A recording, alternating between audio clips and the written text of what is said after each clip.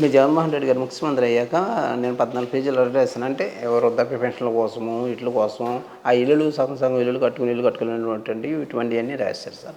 కేవలం మా తమ్ముడు గారు ఏమంటున్నాడంటే అవి రిలీజ్ చేయండి, అవి బయట పెట్టండి. నేను రాసుకున్న లెటర్లు ఏమైపోయినాయి అవి ముందు బయట పెట్టండి అని అడుగుతున్నాడు. వాటికి రెస్పాండ్ లేదు, ఏమీ లేదు. ఇప్పుడు మీ తమ్ముడు వయసు ఎంత ఉంటుంది? అప్పటికైతే 25 సార్, ఇప్పుడు 30 సార్. ఇప్పుడు 30 అంటే దాదాపు 4-5 సంవత్సరాలు అయిపోయింది. ఇప్పుడు 5 సంవత్సరాలు పూర్తి అయిపోయినాయి సార్. ఇన్ని రోజులు ఎందుకు ఉన్నాడు మరి లోపల? కారణం ఇప్పుడు దాడియే చేయలేదు అని అంటున్నారు మీరు, ఏదో అనుకోకుండా కొంత తగిలింది అని కూడా మీరే అంటున్నారు. జగన్మోహన్ రెడ్డి గారు అబ్బాయిని అరెస్ట్ చేయొద్దు అని కూడా అన్నారని చెప్పారు. ఏమనొద్దు అని పోలీసులను ఆ రోజే దాడి జరిగినప్పుడు అన్నారు. 5 సంవత్సరాలు ఒక అబ్బాయి లోపల ఉండడం, కత్తితో పెద్దగా నరుక్కొని చంపుకున్న వాళ్ళు బయట ఉంటున్నారు, మర్డర్ కేసులో ఉన్న వాళ్ళు, అరెస్ట్ అయిన వాళ్ళు బయటికి వస్తున్నారు. అట్లాంటిది ఎందుకు ఇన్ని రోజులు మరి ఆయన అరెస్ట్ అక్కడ? నేను చెప్పాను కదా సార్, మన దగ్గర డబ్బు లేదు, రాజకీయ బలం లేదు, ఎస్సీ కుర్రోడు. కేవలం ఇన్నాళ్ళు ఎందుకు ఉన్నాడంటే ఒక డాక్టర్ బిఆర్ అంబేద్కర్ రాసిన రాజ్యాంగం ప్రకారం, విధుల ప్రకారం అయితే మనోడికి బెయిల్ రావాలి. ఈ ప్రభుత్వానికి అనుకూలంగా పనిచేసే కోర్టులు కూడా కేవలం అక్కడ జాబితం జరిగింది. ఇదంతా కేవలం ప్రభుత్వం చేసిందే వ్యవహారం అంతా. అంటే ఇంత బలంగా లోపట్లు ఉన్నాడు అని అంటే నాకు తెలిసి మీరు ఏదైనా దాస్తున్నారేమో అని అనిపిస్తుంది సుబ్బరాజు గారు. ఏంటి సార్? అంటే దాడి కాకుండా ఇంకేమైనా జరిగిందేమో?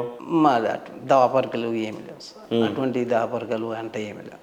ఇప్పటికే మనం ఆర్థికంగా మానసికంగా కుచించిపోయి. గతంలో మీరు చెప్పినట్లు ఒక 4,000 రూపాయలని కూలీనాలి చేస్తే సంపాదించుకున్న శ్రీనివాస్ జగన్మోహన్ రెడ్డి గారి బర్త్డే కోసం అంత ఖర్చు పెడితే మీరు తిట్టినా అన్నారు.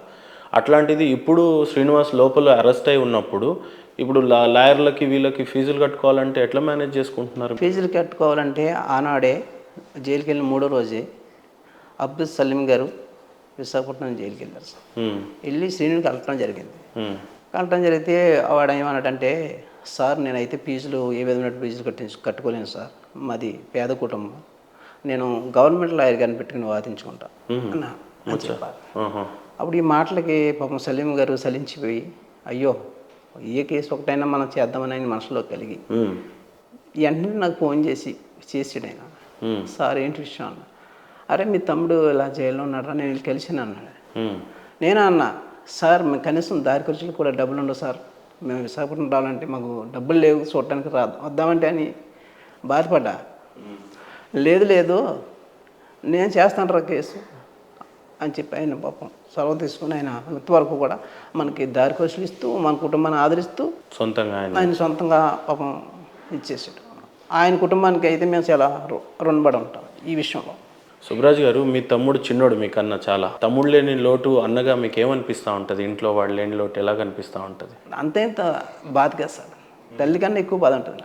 ఎందుకంటే పెద్ద అన్నయ్యగా వాడు రూపాయి పాపాయి సంపాదించి ఇంటికి పంపిస్తే నేను చూసుకుంటూ కుటుంబాన్ని బాధ్యతగా చూసుకునేవాడిని నేను. అటువంటిది వాడిని అలా నిర్బంధించేసేవారు. అప్పటి నుంచి కూడా మేము చాలా నలిగిపోయాం, బాగా చాలా బాధ అండి. అంతెంత బాధ కదా, చెప్పుకోలేంత బాధ. ఇప్పుడు శ్రీను వాళ్ళ ఫాదర్ మీ నాన్నగారు ఉన్నారా?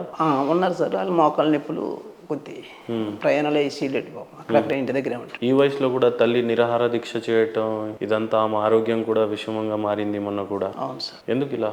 తప్పదు కదా సార్, అమ్మ వెళ్తుంది కనీసం డైరెక్టర్ చూపించరు కదా, డైరెక్టర్ చూపించరు, అద్దాలు లోన్ ఉంచుతారు, వీళ్ళకేం సత్వరం కళ్ళు కనిపించు, ఓ ఫోన్ పెడతారు ఎడపెడ, ఫోన్ చేస్తే ఫోన్ సరిగ్గా వినబడదు, ఆరోగ్యం బాగోలేదా అని అర్జీ పెట్టినా కనీసం తల్లిని కూడా చూపించిన పరిస్థితి, దౌర్భాగ్యమైన పరిస్థితి. ఇంకా అటువంటిప్పుడు అయ్యో నిరాహార దీక్ష చేసి ప్రాణాలైనా అర్పిస్తే నా కొడుకు అప్పుడైనా వస్తాడు నన్ను చూడటానికి అని చెప్పి బాధ చెప్పిన ఆ హృదయం అలా అనిపించింది సార్.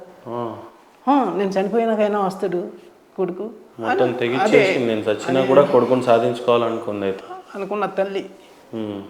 మా అమ్మ అంత బాధపడి అమరణ.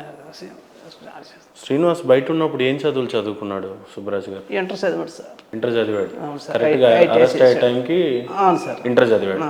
ఇప్పుడు జైల్లో ఉండే ఏమన్నా చదువులు చదువుతున్నాడా? 3 సంవత్సరాలు డిగ్రీ కంప్లీట్ చేశాడు sir, Ambedkar university open BA. జైల్లో ఉండి డిగ్రీ పూర్తి చేశాడు. అవును సార్. ఓకే, మంచి మార్కులు కూడా ఫస్ట్ క్లాస్లో వచ్చానని అని చెప్పాడు. ఇప్పుడు ఏం చదువుతున్నాడు? ఇప్పుడైతే లా ప్రాక్టీస్ చేస్తాను అని చెప్పాడు సార్. లా ప్రాక్టీస్ చేస్తున్నాడు, లా చదువుకుంటున్నాడు. ఓకే. మీరు ఎవడన్నా జైల్లోకి ములాఖాత్కి వెళ్ళినప్పుడు ఏమని మాట్లాడిస్తూ ఉంటాడు మీతో? అదే ఇలా అని చెప్తాడు. అన్నయ్య మనకైతే ఈ సమాజంలో న్యాయం జరగదు, చాలా దౌర్భాగ్యంగా ఉన్నది అని చెప్పేసి చాలా బాధపడ్డాడు. అలాగే మేము కూడా చాలా ఇదైపోయామని సార్. అంటే అంత చిన్న వయసులోనే మేనిఫెస్టోలు కూడా డిజైన్ చేసి అంత స్థాయికి జగన్మోహన్ రెడ్డి గారు మీరు గెలిస్తే అవును సార్. ఇలా చేయండి అని చెప్పటం, పెన్షన్ గురించే కావచ్చు, బస్సు యాత్ర కాకుండా పాదయాత్ర చేయమని అవును చెప్పిన సార్, వ్యక్తి స్పష్టంగా చెప్పాడు సార్. సో ఏవైనా కొంత మంచి భావజాలాలు కలిగి ఉన్న అబ్బాయి అయితే. మంచి ఉమ్. మంచి ఆలోచన విధానం మంచిది. ఏమంటాడు బేసిక్గా, నాకు ఎప్పుడు బెయిల్ ఇప్పిస్తారు అన్నయ్య అని అంటాడా? ఏమంటాడు మీతో? అదే ఎప్పుడు ఇస్తారా అని పాపం అతని చేత లోన్ నుండి చాలా ఏం జరుగుతుందన్నది కూడా అతనికి తెలియదు సార్. ఉమ్. నేనైతే బయట తిరగ న్యాయస్థానానికి లేదు, లెటర్లో ప్రెసిడెంట్ ఆఫ్ ఇండియా అన్నీ మొత్తం ఎన్నో లెటర్లు పెట్టుకున్నా. ఏ విధంగా అంటే మనకి న్యాయం జరగలే. అప్పుడు ఒకటే నిర్ణయం తీసుకున్నా, కేవలం మన రాష్ట్రంలో ప్రజలు, దళిత సంఘాలు, ఎస్సీ బీసీ ముస్లిం మైనారిటీ సంఘాలు వీళ్ళంతా ఏకమైతేనే మనకు న్యాయం జరుగుతుంది అనే ఒక ఆలోచన వచ్చింది సార్. ఆలోచన వచ్చి నేను విజయవాడ వచ్చి సమతా సైనిక దళ బృందాన్ని వెళ్ళటం జరిగింది సార్. మా సలీం గారు అడ్వకేట్ ద్వారా కలిసిన వెంటనే మేము ముస్లిం సంఘాలు, అలాగే రాష్ట్రంలో అన్ని సంఘాలు, రాష్ట్ర ప్రజలు నిలబడుతున్నాయా మీ పక్షాన?